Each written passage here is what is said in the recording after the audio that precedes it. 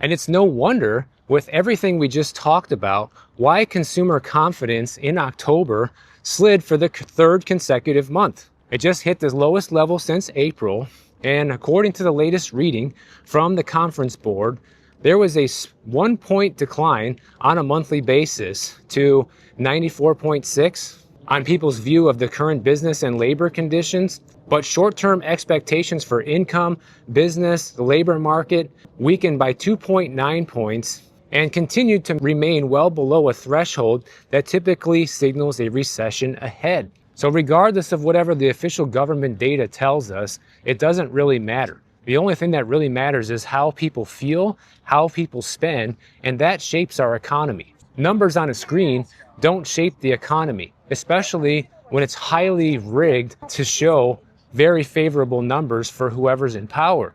And the consumer sentiment data is so bad right now that only 15.8% of people surveyed believe that there are going to be more jobs available in 6 months from now than there are today. And that is down from the 16.6% reading in September. So only a small fraction, basically the delusional people out there, believe that the labor market is going to improve over the next 6 months. And that shows you that basically everybody, about 85% of people, don't believe that. Why don't they believe it? Well, maybe because we just got the most recent CPI report that also shows inflation continued to increase. It went up 0.3% month over month and 3% year over year. And they're celebrating this because it came in slightly below expectations. The expectation was that it was going to be 3.1%, and because it came in at 3%, that's a giant celebration.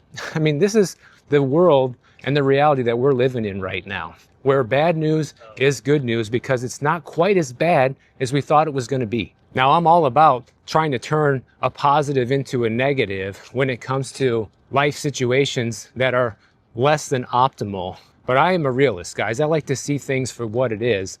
And what it is we're being lied to right now. And even the core inflation, which is the Fed's most preferred measure of inflation, went up 0.2% monthly and also at an annual clip of 3%. So no matter which way they slice it, they can't hide anymore. Inflation sitting at a rock solid 3% according to their own data, and yet the Fed is discussing cutting interest rates as we speak, as I'm filming this video. The announcement, whether or not they cut, hasn't come out yet as of me filming this, but there's a very high probability that they're moving forward with another 25 basis point rate cut, even as inflation continues to go up and is sitting a full percentage point ahead of their goal of 2%. When you look at this official CPI data going back to 2001, you can see when it spiked back in 2022 and kind of came back down as of 2023, but we've been holding steady in the low 3s and high 2s pretty much for the past 2 years, with no sign of it actually coming down to 2%. Gas prices are up 4.1% year over year.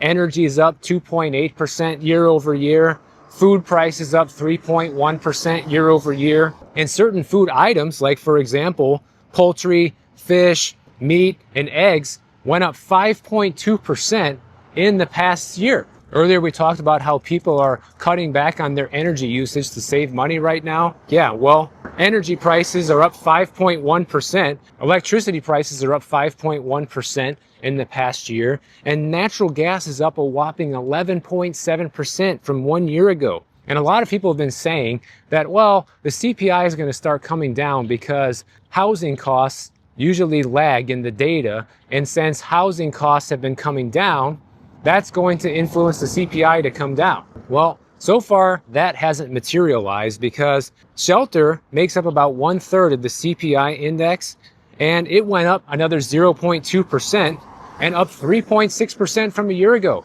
even higher than the headline number. So even with home prices being slashed at the rate that they have been and rent growth actually going negative in a lot of places and rent prices coming down, it's still not enough to make housing more affordable and is still having a negative impact on the CPI numbers.